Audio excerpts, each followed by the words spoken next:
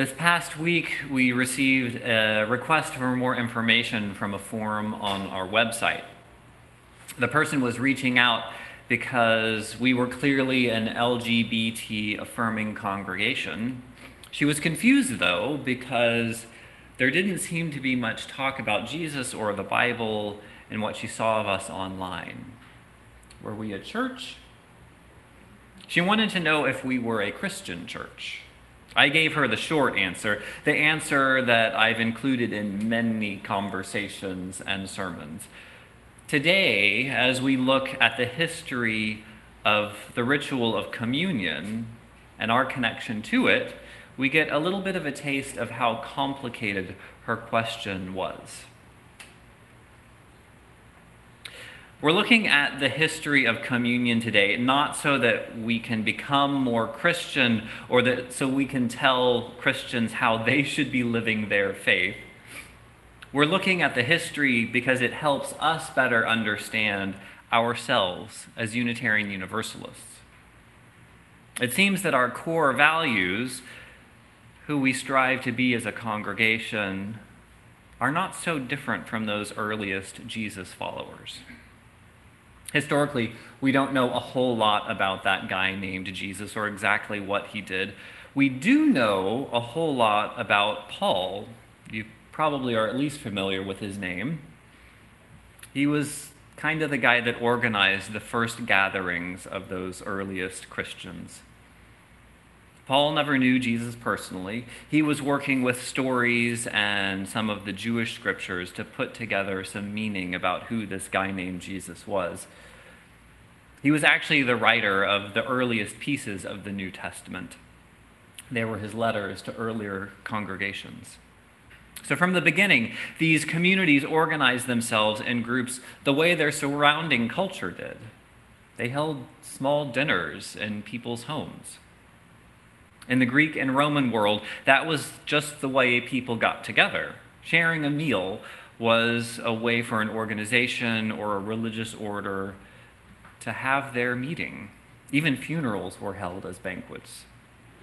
So at these early banquets, there was always a religious component, a ritual celebrating the god or the gods of a particular home that was done with a little wine ceremony.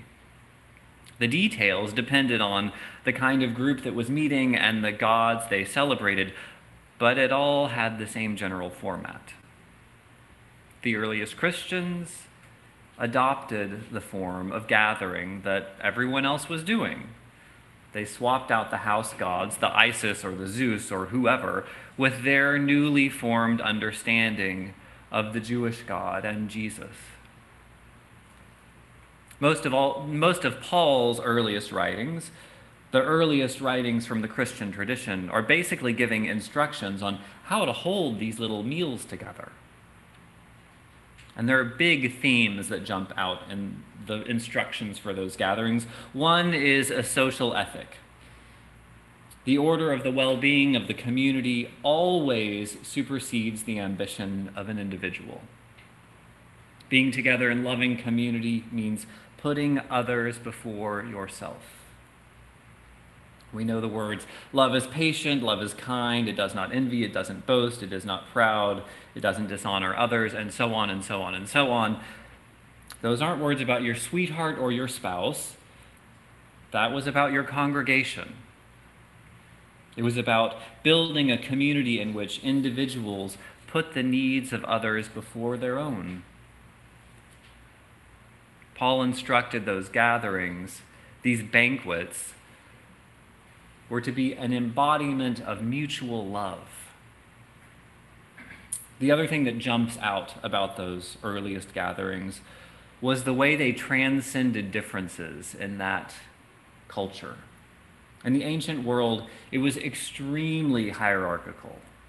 But in contrast to the world around them, these early Christians welcomed all sorts of people, disregarding class and gender, free people, women, slaves, Jews, and Gentiles. They took turns serving one another, preaching to one another, leading songs, and sharing food.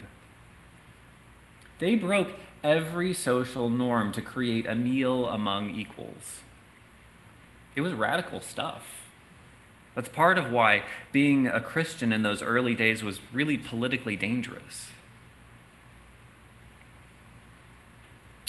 We know Christianity has changed a lot over the past 2,000 years. Its central ritual, communion, has changed along with it. This week I had a chance to dive into a book by Rita Nakashima-Brock and Rebecca Ann Parker. They tackled a lot of that change in their book called Saving Paradise. Their research looked at both the beliefs of the church and the architecture and the art that they found in those early remains of congregations.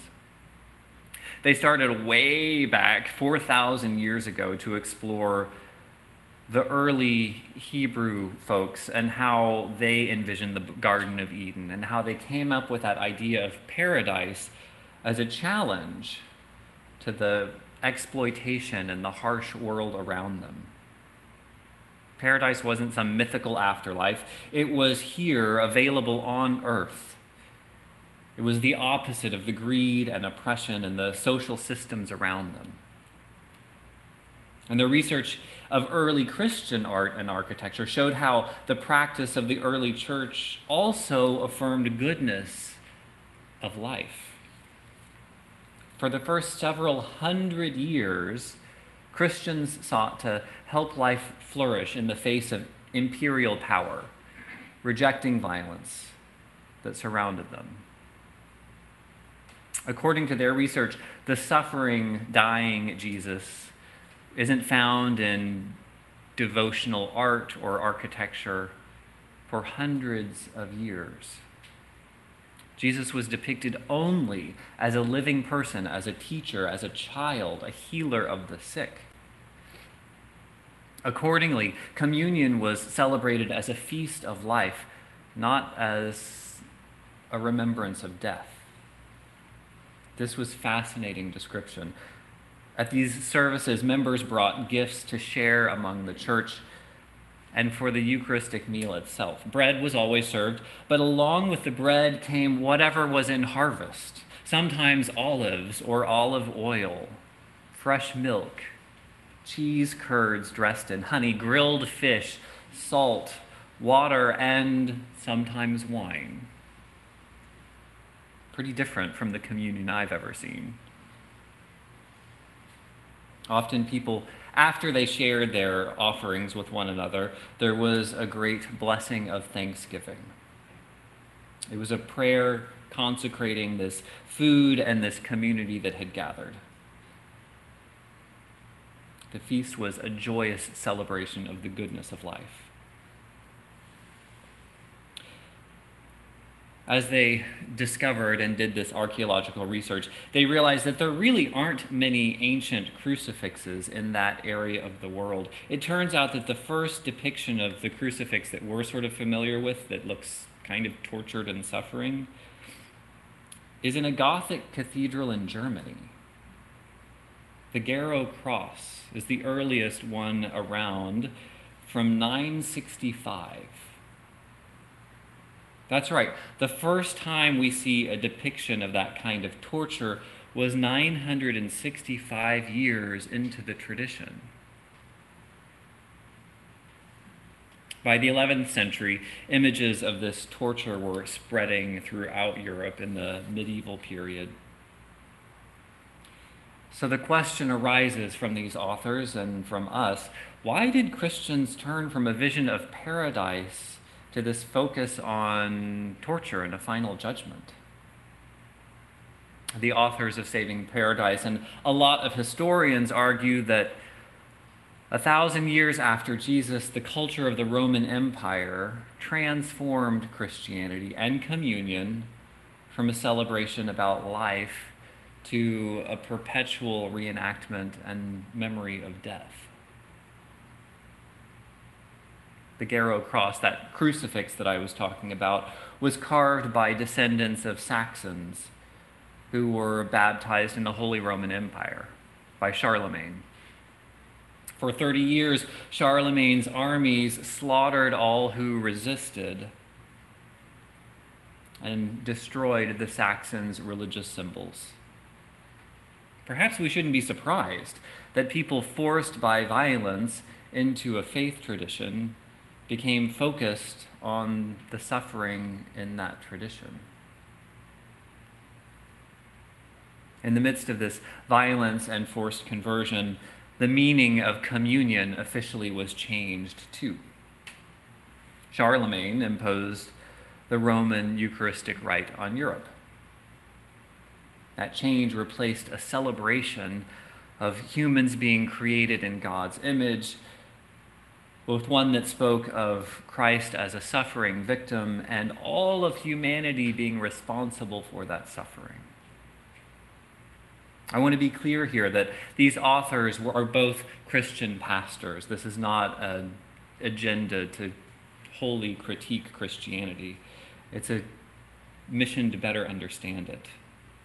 Today, communion means a whole bunch of different things to a whole bunch of different churches and the individuals in them. The Kinnear's daughter is here today, who is also a Christian pastor. Reverend Heather can tell you more about that diversity after the service if you want to. But what remains clear is it changed dramatically over the 2,000 years. And that transformation continues in our own Unitarian and Universalist history. You could trace our relationship to the ritual of communion back to the 1600s, when it was performed pretty much every month in New England churches. Mostly what you see, though, is over the past 400 years, a steady decline in the frequency and a transformation from that ritual to embrace different symbols and different meanings over the years. In 1790, the Universalists took a big step away. They said that it was no longer required for an individual to participate in communion to be a member of one of those churches. That was a big deal back then. The most famous piece of stepping away from communion was Ralph Waldo Emerson. You may have heard this story. In 1832, Emerson was a Unitarian minister, but he gave this whole sermon about how he thought it was really misunderstood as a ritual from Jesus' intention. Even more important, he thought that our individual experience of the sacred was way more important than any ritual or symbol that could be conducted. So he said then and there, I can't do this anymore, I won't do this anymore, and therefore I'm no longer being a Unitarian minister. And that was pretty controversial. It remained as a regular practice until it slowly declined. The 40s and 50s with humanism started whittling away a lot of those rituals as universalism started to become not just universal salvation, but a universal religion. And it got rid of symbols that felt exclusive to other folks, including most Christian symbols. In 1961, when the two traditions merged, when the Unitarian Universalist Association was formed and we created a new hymnal, there was hardly any reference to communion at all in that book. Finally, we get up to 1980 when a group of UU ministers wrote a collection. And I want to quote this shortly because I love the definition that they give for the ritual, because I think it's something that would still give us meaning for it today. They said, communion is a ritual in which the gratefulness of nature's liberal bounty is made manifest. To be sure, it's also a liturgy of consecration of social issues. It's an affirmation of the communion of common flesh and blood that unites us all. It's a daring, common act of prophecy. I love that. Today, communion lives on, as Nikki mentioned, in the water communion and the flower communion that we often hold in the spring and in the fall. The flower communion came to us from Czechoslovakia with Dr. Norbert Čapek. He created the ritual for his church there in 1923. His wife came to America and spread the ritual where it became known as the flower communion. But the twist of that story was as Dr. Čapek was arrested by the Gestapo and ended up at Dachau, where he was finally killed.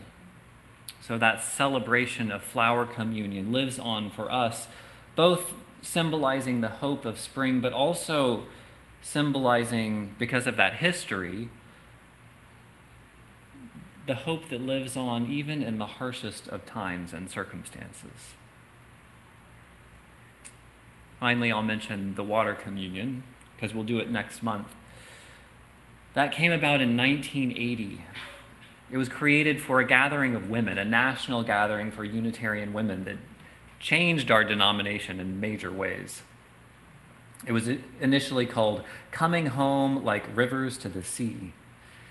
Now most congregations just call it water communion, bringing samples of water from summer journeys back to one communal well. So today's sermon isn't quite what I intended when I set out.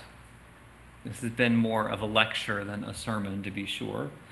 But I hope that it gives us a stronger sense of this Unitarian Universalist tradition that we inherit. Too often, we disregard our Christian roots, or we absorb the popular ignorance of our UU tradition. Too often, we think this is a woo-woo tradition that sprung up with hippies and New Age thought. Not that I have anything against hippies or New Age thought, but our roots are so much older.